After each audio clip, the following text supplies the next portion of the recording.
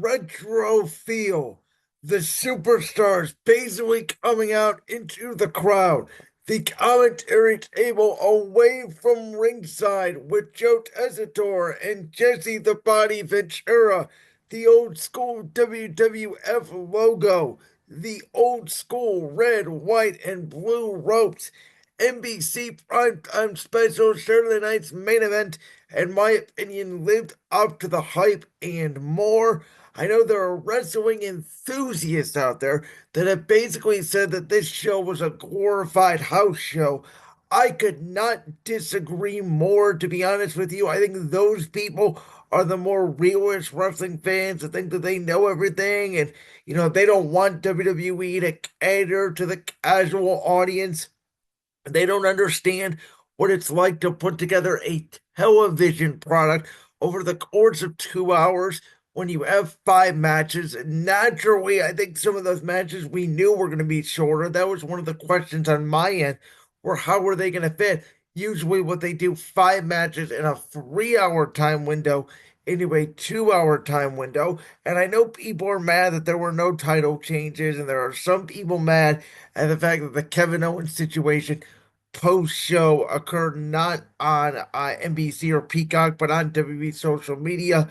I'll get into all that and more, but I absolutely adored the presentation. I love the kickoff they did with Joe Tessitore and Jesse the Body Ventura, who was absolutely fantastic on commentary, as was Michael Cole, and of course the return of the legendary Pat McAfee. I have called Michael Cole and Pat McAfee the Jim Ross and Jerry the King Lawler of this generation in terms of commentary teams. They did everything right. And we started it off here with Drew McIntyre versus Sami Zayn, which was a very good back and forth match. In the end, Sami Zayn, the story, he chased all around Drew McIntyre. Drew McIntyre was able to put him down with a Claymore kick for the 1, 2, 3, a match that I had predicted McIntyre to win. Now, McIntyre has never lost to Sami Zayn in one-on-one competition. I do think that statistic is significant because as I ponder when previewing this event, I do wonder if they carry this McIntyre Sami Zayn feud all the way to WrestleMania 41. Of course, we saw McIntyre attack Jimmy Uso the night before on SmackDown. And here's the thing, Drew McIntyre said one down, three to go. He is targeting every member of the original bloodline because, of course, they did tag team up with his arch rival, CM Punk, inside of War Games. So, Sami Zayn's down. I would assume Jimmy Uso would be the next target. After that would obviously be the Yeet Man himself. And then I think, big match here with Roman Reigns, babyface Roman Reigns, eventually down the line for Big D, Drew McIntyre. But for Drew, his first win since SummerSlam when he defeated CM Punk with Seth Rollins as the referee. Big win there. We moved to a match where I was surprised there was no interference from Dominic Mysterio. There was no interference from Raquel Rodriguez. They did come out with the Women's World Champion Liv Morgan, but they did not stay at ringside for Io Sky. Her damage control teammates and Kairi Sane, Dakota Kai did the same thing. This was really, a great one-on-one encounter between Io and Liv Morgan. At the end of the day, after a big knee by Io Sky, which looked like it almost broke the nose of the Women's World Champion in Oblivion in a fantastic TV match. 1, 2, 3. Liv Morgan retained the Women's World Championship. Now, I thought the biggest aspect again of the match was post-match.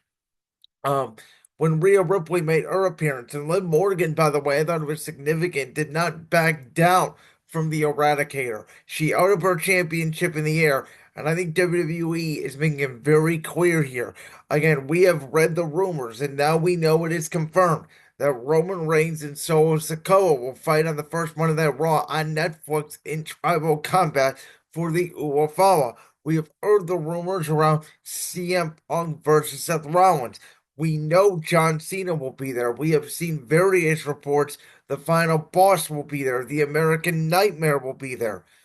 I do wonder if WWE is also planning to run, to my championship rings partner Josh Unger's credit, Rhea Ripley, Liv Morgan, not at WrestleMania 41 like I speculated, but finish that feud at the Monday Night Raw on Netflix premiere in some sort of stipulation match. Who knows?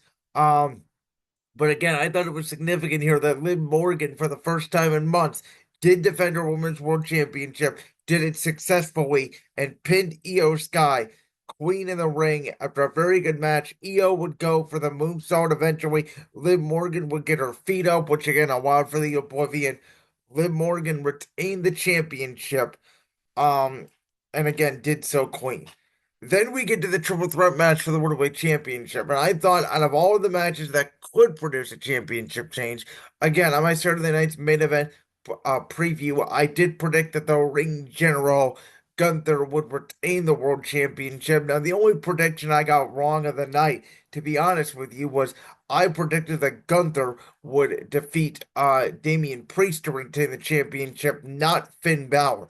But Gunther ended up putting down Finn Balor after a tremendous power bomb by Damian Priest on the stairs. There was multiple moments in this match where Damian Priest would hit a South of Heaven. Finn Balor would hit a coup de grace. Gunther would hit a power bomb, and each participant would break up the other's pinfall. It was very intense, very fast paced for a triple threat match on an event like this. These three guys to me absolutely stole the show, in my opinion. It was one of the best TV matches I thought in WWE all year. Shout out to Pat McAfee for breaking the news that Travis Hunter would win the Heisman Trophy during the match randomly. I thought that was a great touch as well for those of you that are college football fans out there.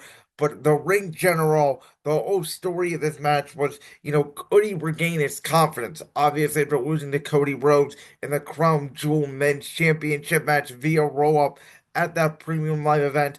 And would Finn Balor and Damian Priest cost themselves the world championship? I don't think that was actually the case.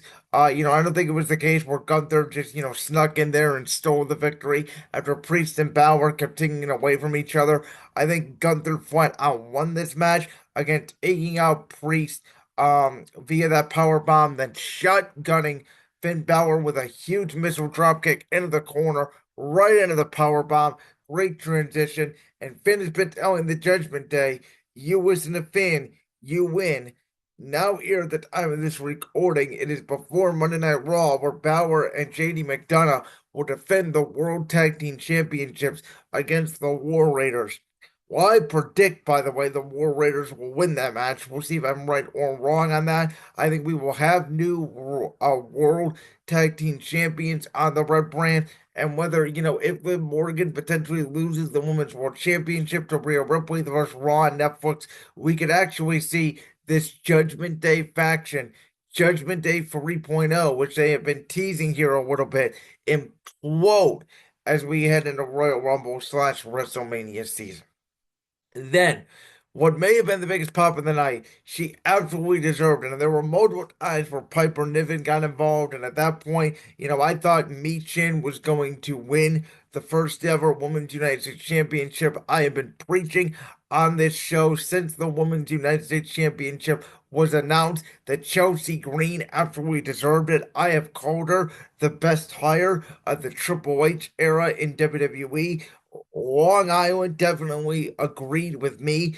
Again, she got maybe the biggest pop of the night when she did that incredible reversal of the power bomb into the unpretty her from the top rope.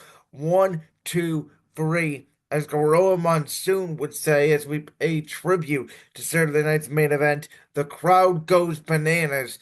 Chelsea Green absolutely deserved it. Meech put on a good match. It was a good false finish where again she hit Chelsea Green with eat defeat. Chelsea Green's long legs were able to just get on the top rope.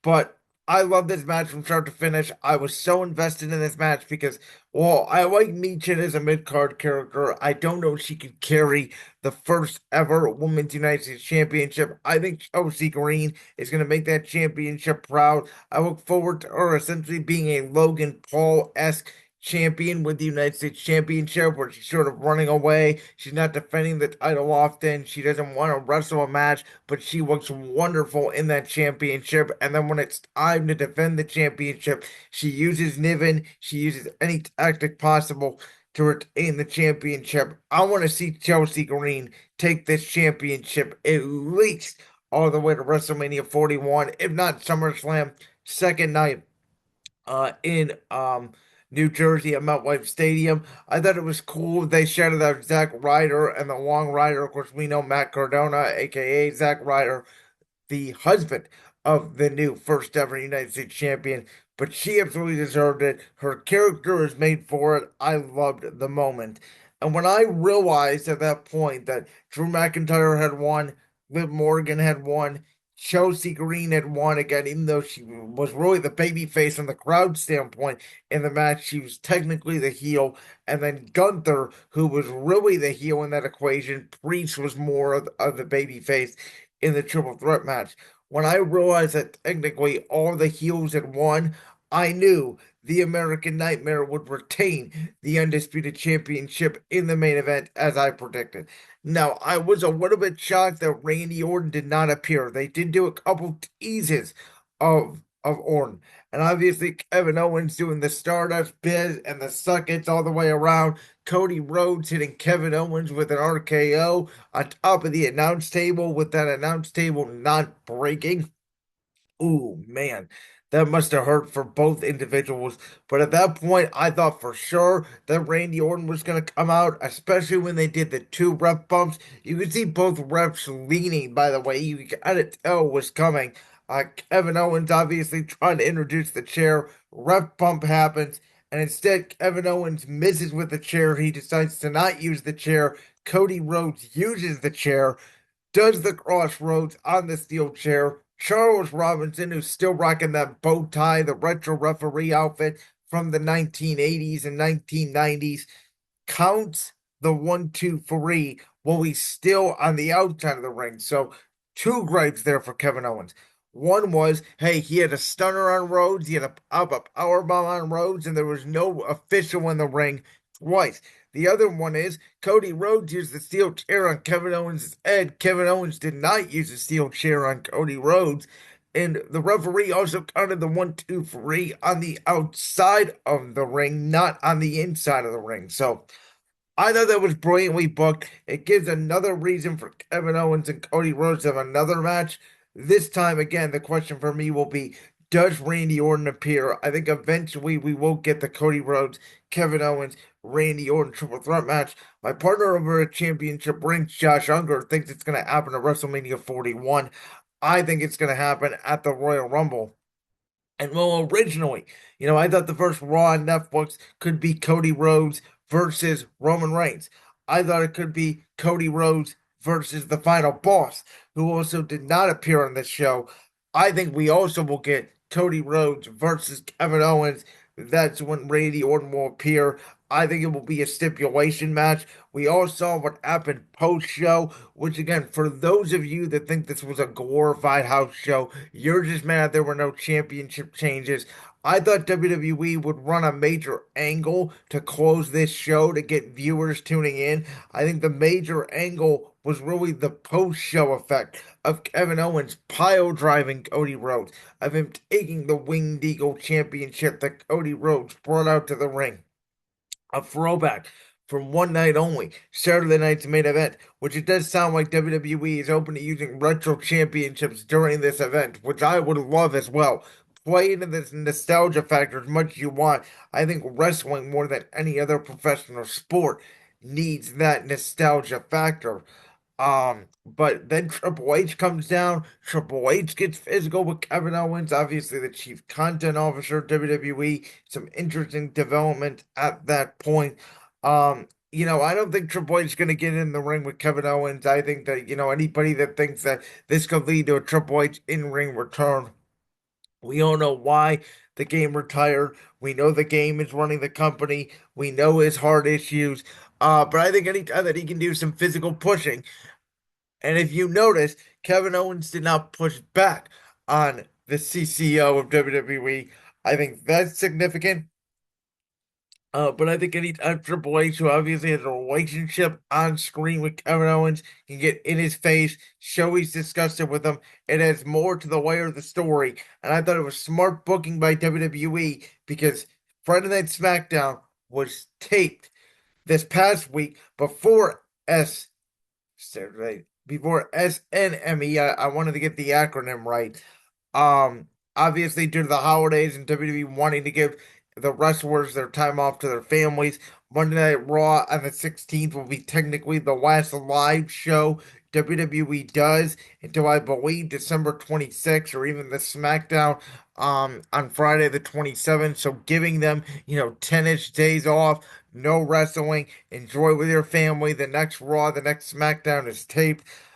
Great move by WWE because even a few years ago, they did not do that. But it's a great way to explain the fact that while Cody Rhodes is champion, he is not on SmackDown this week on the 20th, and they did not spoil the main event ending for Saturday night's main event. Because if Kevin Owens was champion and Kevin Owens did not appear on that SmackDown, it would have looked really strange. So I thought great idea by WWE there. As I don't know if you guys know this, when it comes to taped shows, they do not show backstage segments in the second version of the tape show. The second version is literally just match after match after match after match, and then the tape versions they edit in post match production.